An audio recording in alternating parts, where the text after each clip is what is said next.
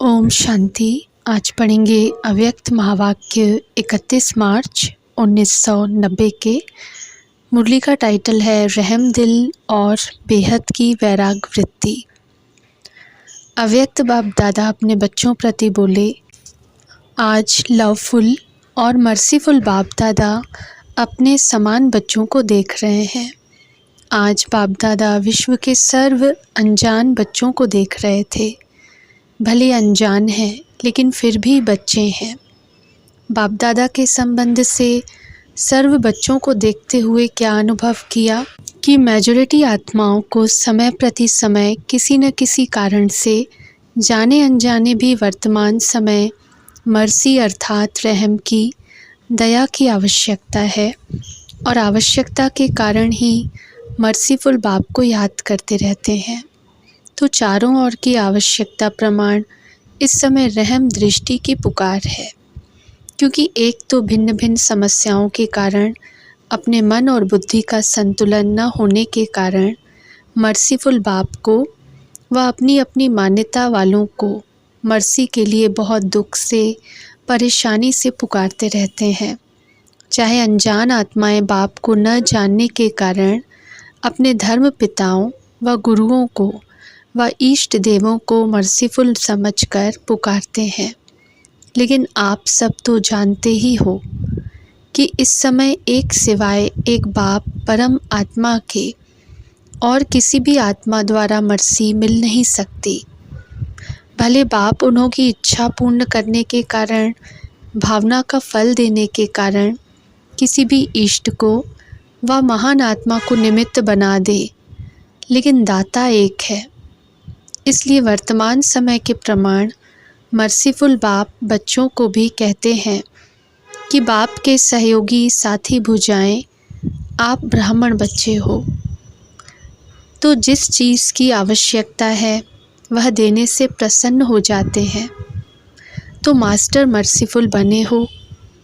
आपके ही भाई बहनें हैं, चाहे सगे हैं व लगे हैं, लेकिन है तो परिवार के। अपने परिवार के अनजान परेशान आत्माओं के ऊपर रहम दिल बनो, दिल से रहम आए। विश्व की अनजान आत्माओं के लिए भी रहम चाहिए और साथ साथ ब्राह्मण परिवार के पुरुषार्थ की तीव्र गति के लिए व स्व उन्नति के लिए रहम दिल की आवश्यकता है। स्व उन्नति के लिए स्व पर जब रहम दिल बनते हैं तो रहम दिल आत्मा को सदा बेहद की वैराग्य वृत्ति स्वतः ही आती है। स्व के प्रति भी रहम हो कि मैं कितनी ऊंचते ऊंच बाप की वही आत्मा हूँ और वही बाप समान बनने के लक्ष्यधारी हूँ। उस प्रमाण ओरिजिनल श्रेष्ठ स्वभाव व संस्कार में अगर कोई कमी है तो अपने ऊपर दिल का रहम कमियों से वैराग्य दिला देगा। बाप दादा आज यही रूहान कर रहे थे कि सभी बच्चे नॉलेज में तो बहुत होशियार हैं, पॉइंट स्वरूप तो बन गए हैं, लेकिन हर कमज़ोरी को जानने की पॉइंट्स हैं। जानते भी हैं कि यह होना चाहिए, करना नहीं चाहिए। यह जानते हुए भी पॉइंट स्वरूप बनना और जो कुछ व्यर्थ देखा सुना और अपने से हुआ उसको फुल स्टॉप की पॉइंट लगाना नहीं आता है। पॉइंट्स तो हैं, लेकिन पॉइंट स्वरूप बनने के लिए विशेष क्या आवश्यकता है? अपने ऊपर रहम और औरों के ऊपर रहम। भक्ति मार्ग में भी सच्चे भक्त होंगे व आप भी सच्चे भक्त बने हो। आत्मा में रिकॉर्ड भरा हुआ है ना, तो सच्चे भक्त सदा रहमदिल होते हैं। इसलिए वे पाप कर्म से डरते हैं। बाप से नहीं डरते, लेकिन पाप से डरते हैं। इसलिए कई पाप कर्म से बचे हुए रहते हैं। तो ज्ञान मार्ग में भी जो यथार्थ रहमदिल है, उसमें 3 बातों से किनारा करने की शक्ति होती है। जिसमें रहम नहीं होता, वे समझते हुए जानते हुए 3 बातों के परवश बन जाते हैं। वह तीनों बातें हैं अलबेलापन, ईर्ष्या और घृणा। कोई भी कमज़ोरी व कमी का कारण 90% यह तीनों बातें होती हैं। और जो रहम दिल होगा वह बाप के साथी धर्मराज की सजा से किनारा करने की शुभ इच्छा रखते हैं। जैसे भक्त डर के मारे अलबेले नहीं होते, ऐसे ब्राह्मण आत्माएं बाप के प्यार के कारण धर्मराजपुरी से क्रॉस न करना पड़े, इस मीठे डर से अलबेले नहीं होते हैं। बाप का प्यार उससे किनारा करा देता है, अपने दिल का रहम अलबेलापन समाप्त कर देता है। और जब अपने प्रति रहम भावना आती है तो जैसी वृत्ति, जैसी स्मृति, वैसी सर्व ब्राह्मण सृष्टि के प्रति स्वतः ही रहमदिल बनते हैं। यह है यथार्थ ज्ञान युक्त रहम। बिना ज्ञान के रहम कभी नुकसान भी करता है, लेकिन ज्ञान युक्त रहम कभी भी किसी आत्मा के प्रति ईर्ष्या व घृणा का भाव दिल में उत्पन्न करने नहीं देगा। ज्ञान युक्त रहम के साथ साथ स्वयं का रूहानियत का रुहाब भी अवश्य होता है। अकेला रहम नहीं होता, लेकिन रहम और रुहाब दोनों का बैलेंस रहता है। अगर ज्ञान युक्त रहम नहीं है, साधारण रहम है, तो किसी भी आत्मा के प्रति चाहे लगाव के रूप में, चाहे किसी भी कमज़ोरी से उसके ऊपर प्रभावित हो सकते हैं। प्रभावित भी नहीं होना है, न घृणा चाहिए न प्रभावित चाहिए, क्योंकि आप तन मन बुद्धि सहित बाप के ऊपर प्रभावित हो चुके हो। जब मन और बुद्धि एक के तरफ और ऊंचे ते ऊंचे तरफ प्रभावित हो चुकी, तो फिर दूसरे के ऊपर प्रभावित कैसे हो सकते? अगर दूसरे के ऊपर प्रभावित होते हैं तो उसको क्या कहेंगे? दी हुई वस्तु को फिर से स्वयं यूज़ करना, उसको कहा जाता है अमानत में खयानत। जब मन बुद्धि दे दिया तो फिर आपकी रही कहाँ जो प्रभावित होते हो? बाप के हवाले कर दिया है या आधी रखी है, आधी दी है? जिन्होंने फुल दी है वे हाथ उठाओ। देखो, ब्राह्मण जीवन का फाउंडेशन महामंत्र क्या है? मन मनाभव। तो मन मनाभव नहीं हुए हो तो ज्ञान सहित रहमदिल आत्मा कभी किसी के ऊपर, चाहे गुणों के ऊपर, चाहे सेवा के ऊपर, चाहे किसी भी प्रकार के सहयोग प्राप्त होने के कारण आत्मा पर प्रभावित नहीं हो सकती, क्योंकि बेहद के वैरागी होने के कारण एक बाप के स्नेह, सहयोग, साथ, इनके सिवाय और कुछ उसको दिखाई नहीं देगा, बुद्धि में आएगा ही नहीं।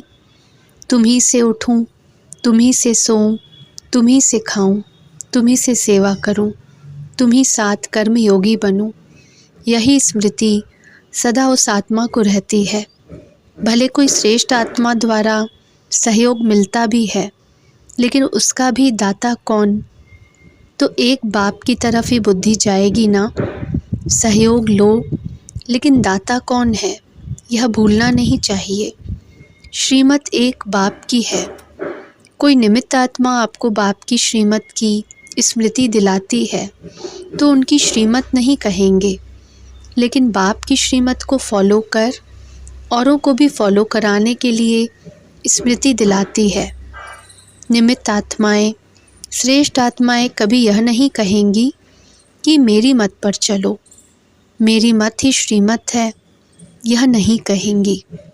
श्रीमत की फिर से स्मृति दिलाते, इसको कहते हैं यथार्थ सहयोग लेना और सहयोग देना। दादी की श्रीमत नहीं कहेंगे, निमित्त बनते हैं, श्रीमत की शक्ति स्मृति दिलाते हैं। इसलिए कोई भी आत्मा के ऊपर प्रभावित नहीं होना। अगर किसी भी बात में किसी पर प्रभावित होते हैं, चाहे उसके नाम की महिमा पर, रूप पर व किसी विशेषता पर, तो लगाव के कारण, प्रभावित होने के कारण बुद्धि वहाँ अटक जाएगी। अगर बुद्धि अटक गई तो उड़ती कला हो नहीं सकती। अपने ऊपर भी प्रभावित होते हैं।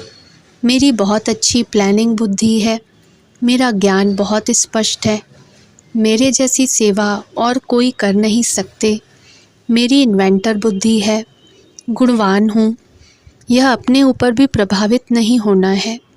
विशेषता है, प्लानिंग बुद्धि है, लेकिन सेवा के निमित्त किसने बनाया? मालूम था क्या कि सेवा क्या होती है?